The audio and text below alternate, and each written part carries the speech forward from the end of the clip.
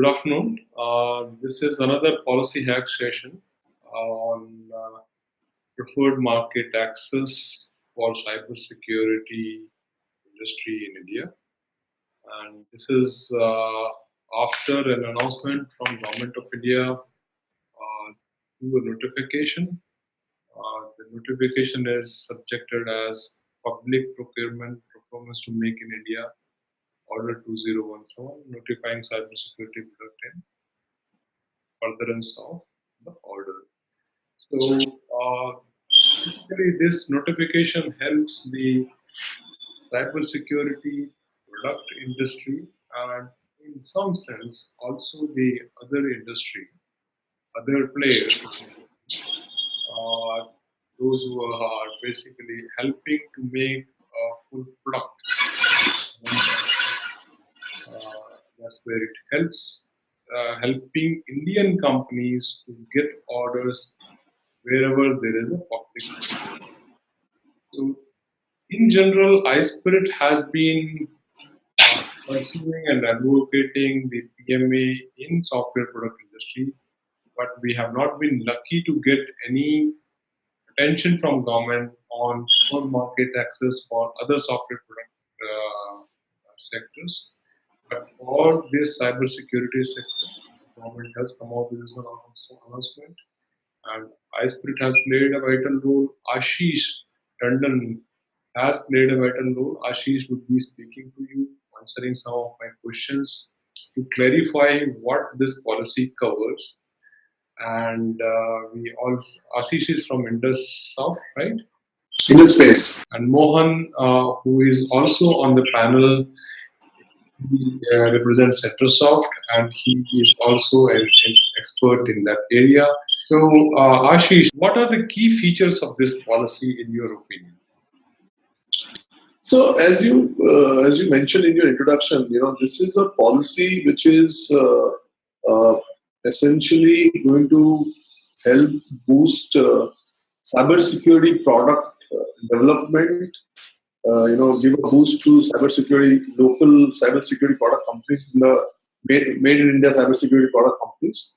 And so Government of India identified that cybersecurity is a critical sector and needs, because of data privacy, because of a lot of other aspects, that this area needs a boost. And they have come up with this policy where they will be one of the ways of providing this boost would be that they will provide a preference to made in India cybersecurity product companies in terms of procuring those products which are available in various to address some of the business concerns. So that is the overall thought process of the government in terms of and the objective of coming up with this preferential procurement policy. Okay, and so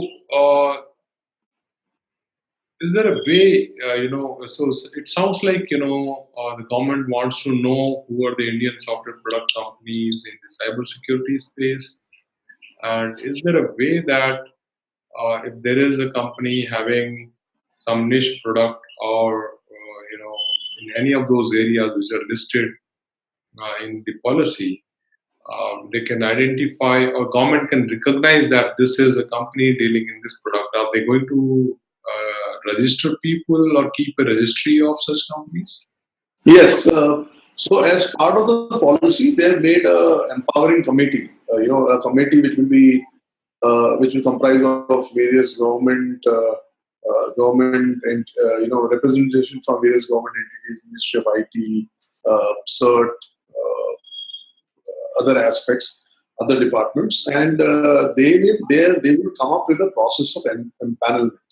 Meaning, so if you are a made in India cybersecurity product company and meet the prerequisites, you would be they will come up with a process of, or they will come up with a kind of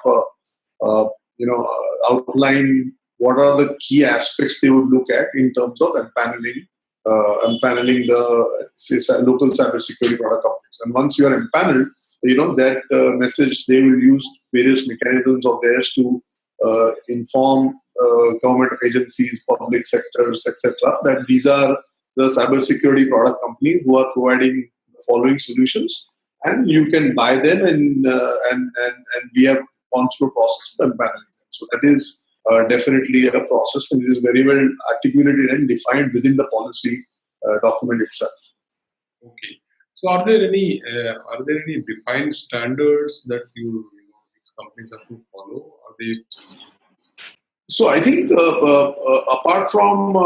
think there are, apart from other things, the few things these empowering body would look at is, one is, of course, uh, you know what should be the quality criteria they should look at in terms of empaneling the product, so it can be world class, etc.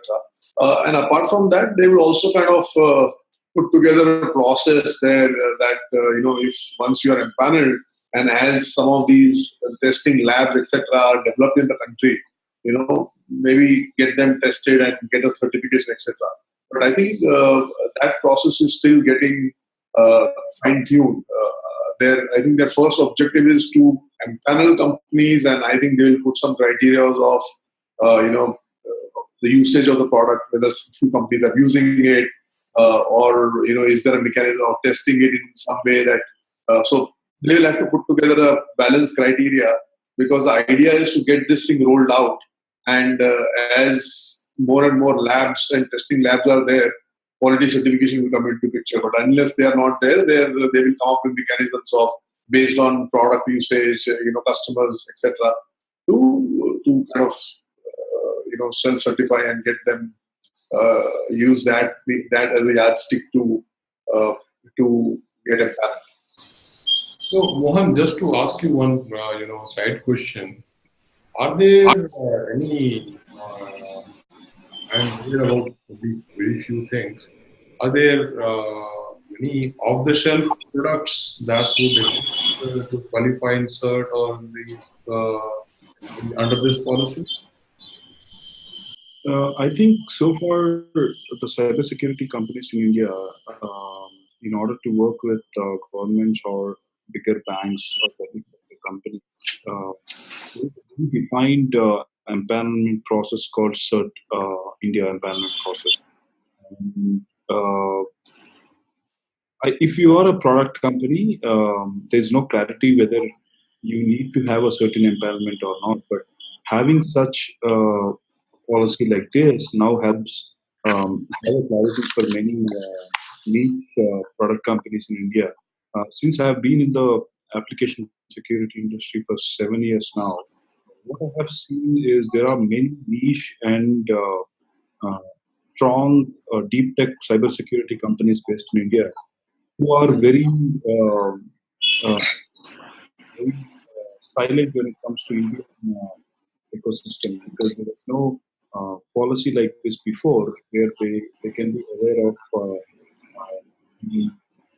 like Make in India initiative or Indian companies and public sector companies, etc. I think something like this would be definitely a great help to these companies. And I know a lot of companies, and I can count them on fingers, who are selling extensively to Israel, to Australia, to US, etc. But having some policy like this definitely encourage them to, sell it in India and leverage the Make in India initiative.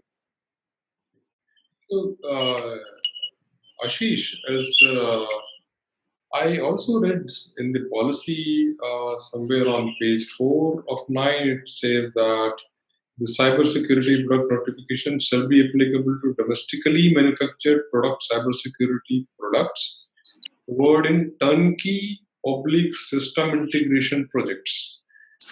When I read the para altogether further, I make out that if even the productized services companies have a scope to deliver services under this and get covered, because a lot of government RFPs are basically project based even today, although we are fighting a case with government that they should take care of product more and more.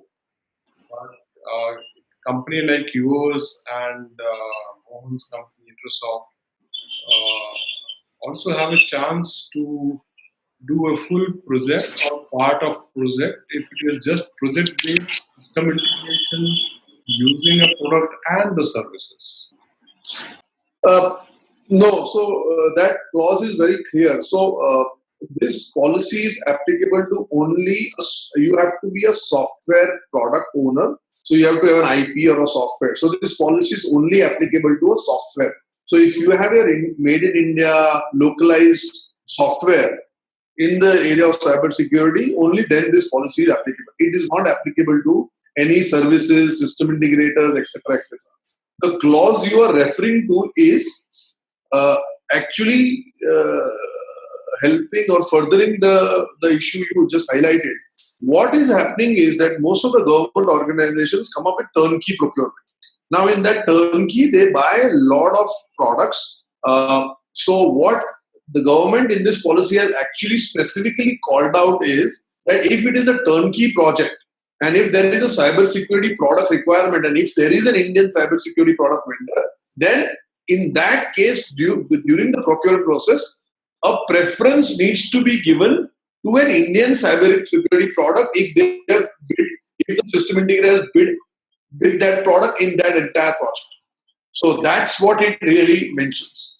Productized services or any aspect of services are not part of the current policy. The current policy is only applicable to you have to have a software or or a hardware or a software hosted in the cloud or in the hardware, etc. But it has to be have a software and IP associated with it, which makes it a product.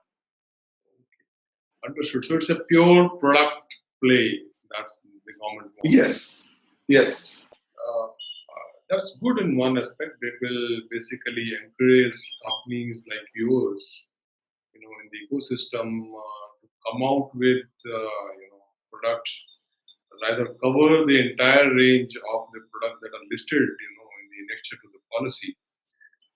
So that will encourage people. But downside, what I feel is this space was nascent.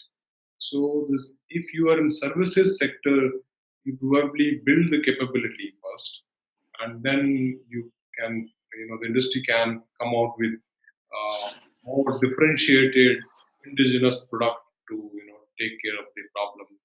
So Mohan, how do you feel? This policy will help the companies like yours in the small companies, basically startups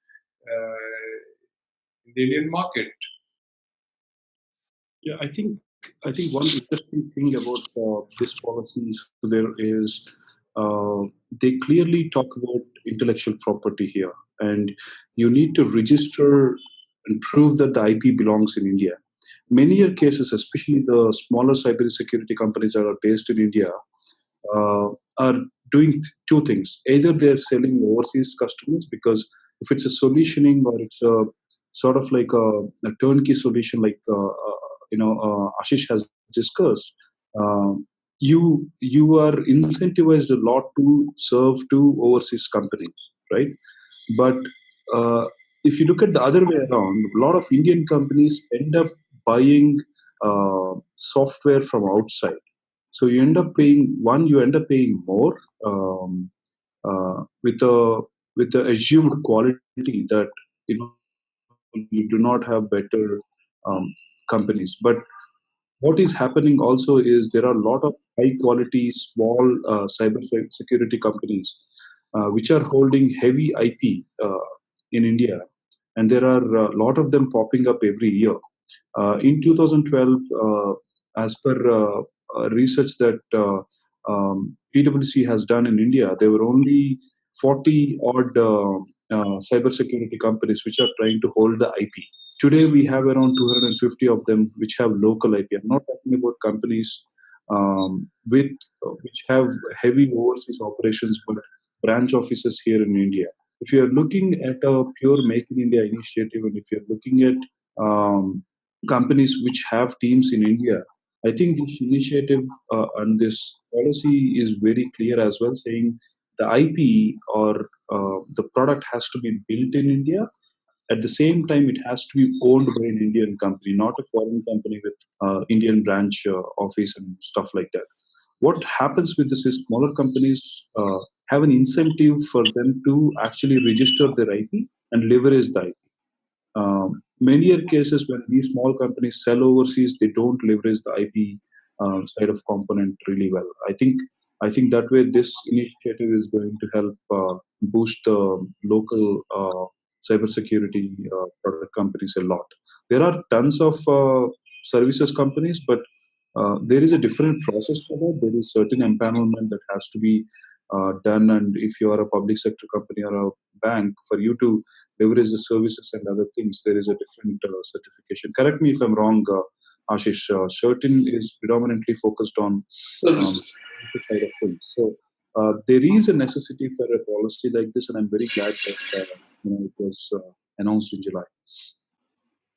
So, yeah, Ashish, so certain for the others part, they have a laid out process, but have they laid out a process for uh, this policy product registration also? Because that I was searching on the IT side, I didn't see anything. And since you were involved, when this policy was being formulated or discussed and all that. So I don't know how much clarity is there on the process. So, Sudhir, it is very clear. So, certain is for certain empanels service providers, meaning they empanel who are supposed to do a security audit of the infrastructure, security audit of the infrastructure or applications of government organizations. That is one aspect. Uh, this policy is driven by MITI, Ministry of Information Technology. There is already a person who's chairing this, and they have in the policy they have clearly identified what the empowering committee would be like. Who all will be DSA and DSA representative. There's a Ministry of IT representative. There is a representative for CERT. So about 6-7 representatives get involved, and they are going to form a committee. Their first step would be to come out with a kind of a form or a regular rule, some kind of rules as to what all they will require based on the policy for an Indian cyber security product company to apply to them for that so that they can get empaneled by them. So for example, if Industries wants to get empaneled with industry security cyber security product, if I want to empanel with government, so that the government departments can take advantage and we get advantage of the preferred market access. We will have to, once the committee comes up with a kind of a requirement document saying that these are the 5-7 things we will require from you, please submit them, and then based on that they can either invite us for discussion or they can do an audit or they can whatever claims we are putting in terms of our IP, in terms of our company, in terms of registration, etc., etc. Once they are satisfied with that, they will empanel us, and they will that list will become public, and they will also let all their all the government agencies know that these are the products which we have empaneled. There will be first list, and it will be an ongoing process, and you can leverage this when you want. Okay. So it's yet to happen, the detailed process. Yeah, so certain is completely separate. Certain is basically empaneling service organizations to do a security audit of government infrastructure. Whereas this body is under the Ministry of IT, which will empanel cyber security product companies, not services. So product companies and which they can do. So there are two separate aspects. Okay, so they will have to identify a body, and probably they would identify somebody who knows about security. Yeah, so they have already made a committee. It's a matter of time. Okay, so let us see, how they do it, because either some department within the ministry, or maybe they may give this responsibility again back to certain. It is Ministry of Information Technology. They have mentioned that in the policy. It is clearly identified. The department has been identified. It is Ministry of Information Technology who will lead this, and they will form a committee. Okay. So there are a few things still to be clear as far as the committee, also these things. Okay, so I think the general perception that is basically it is something really good for India, good for all the companies who are there in this space to really, get encouraged to, go into the product line, uh, make some products, and get into the Indian market, especially the government market and the defense market. The defense sector market is huge, and I know there is a growing, very growing demand in the market, but it is all being served by the foreign products. So we need to see how we can unfold. So just last thing which I would like to discuss with you is what are the further steps do you think to one to push the government to act on it faster. Second, to rather make it popularize this in the ecosystem, so that the ecosystem gets encouraged to do this. I think government has, I mean, they have taken the first step forward. That's what I feel by coming up with this policy, where you are actually identifying an Indian cybersecurity product company and giving them a preferred access or preferred market access. Uh, I believe they also want, they will, and they should they will also be kind of promoting this through their PR policy, PR, PR outreach programs, etc. I believe they're just waiting for the committee to be operational and start the process of empanelling. Because once the product companies get empaneled, then the process gets kick-started, right? So then they will have their own internal mechanic. What I know is that they're already internalized and kind of written to various government organizations, government bodies that this policy is already existing. If you find some Indian cyber security product company, please give them a preference. So that process, I think, has started. In terms of giving it a boost, I believe it is just a matter of time. As soon as the committee is in place and the rules are finalized to start empaneling, and the process gets kick-started, I think, and a few companies get empaneled and the process starts, I think there is definitely going to be. I'm assuming and I'm hoping that there will be more noise created. Having said that, bodies like iSpirit are doing a great job by kind of spreading the message.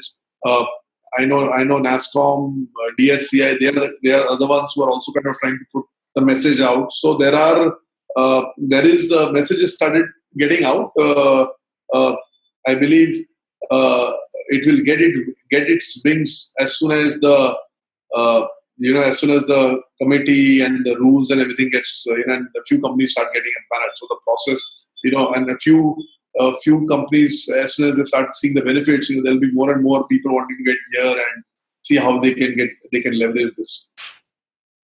That would be my guess in terms of the road ahead. Great. So let's hope for the best. So are you really taking care of some R&D budget for doing getting into the products? You may be having already some product line, but are the companies? I'm just asking you this question because we don't have that culture. Where companies are allocating R&D budget separately to take care. They are targeting something a novel idea and then putting up with the R&D budget to get it get into the product making cycle of design towards the Yeah, Sudhir, this is actually my second. I sold a company in 2012, and that was cyber. I had built a cyber security application security scanner and a malware scanner, which I sold to Trend Micro in 2012. So I kind of understand this aspect. Maybe I was a little bit early in India, but yeah, we have a very full-fledged. We run a full-fledged product company with R&D. Signature labs. We have full-fledged marketing. We run the company. I mean, whatever are the ingredients required, product management, whatever are the ingredients required to build a world-class product. Including getting the. If you look at our management team, our team is. We've got all experts who have run various security, either technology arms or the marketing arms or sales arms of global security companies across the world. So all these things are required, and we being the early movers have had got a lot of success, and been able to come here. And but the journey was not as easy, because there have not been a lot of funding available and stuff like that. So we are going to build it from our customers and build the company. Uh, I think with this policy, what I see the biggest boost is for all the new startups. At least government themselves, who, as you rightly said, can be a very big buyer. So them coming forward and saying we will buy stuff from you, and it's almost like giving like customers are essentially funding as well, right? You get customers, and you get they will pay for that and stuff like that. So I think uh, that will boost a lot of startups to get into the space till the time the funding aspects are become more matured, in at least in this space. So that's something extra to do with the remaining business Yeah. that Vice President does, promoting software product. So Mohan, just to in the concluding remarks that you can make on this discussion and then close this. I strongly agree with what Ashish has just reiterated. Right, if you want to set up a IP-driven cybersecurity company, you need to have a product mindset, right? And you want to build a company where overseas companies would come and acquire. That has to be a nirvana state for Indian cybersecurity ecosystem. In terms of the talent, right? There's brimming talent. We have been working with around 300 plus customers now, all across the globe, and very few from India. But we run our operations from India. It is possible only because the talent that we find in India versus where we are actually selling is substantially different, right? India, as such, many entrepreneurs has been very service oriented, and like Ashish said, there has to be a boost. There has to be a sort of a upside for Indian cybersecurity companies to think product and make product first strategy rather than looking at finding customers and living on customers. Many companies like me or Ashish, anyone who has set it up during 2012 time as well, we have been having heavy dependency on customers paying us for the requirements they have. Rather, if you drive the ecosystem in a way that, okay, I have a brilliant disruptive idea, let's see if Indian defense can be my POC customer, right? That sort of a preferential treatment encourages a lot of young entrepreneurs, especially in cybersecurity, to look at productization really seriously. Product companies, they tend to have a mix of both, a combination of a product and service. I think that's my concluding remark. More than anything, the preferential treatment to buy the IP that is built in India is, I think, going to boost a lot of cybersecurity initiatives here. Okay, great. So thank you so much. I hope there are a lot of Indian products in future. I know it is very expensive to buy anything in security. So that's what we are hoping that it results into such a situation in future. So thank you, Ashish, for driving this all together, and thank you, Mohan, for all the help that you have been and organizing this and discussing the topic with us over here. Thank you, Karthik. So see you soon again, maybe in another discussion. Thank you so much.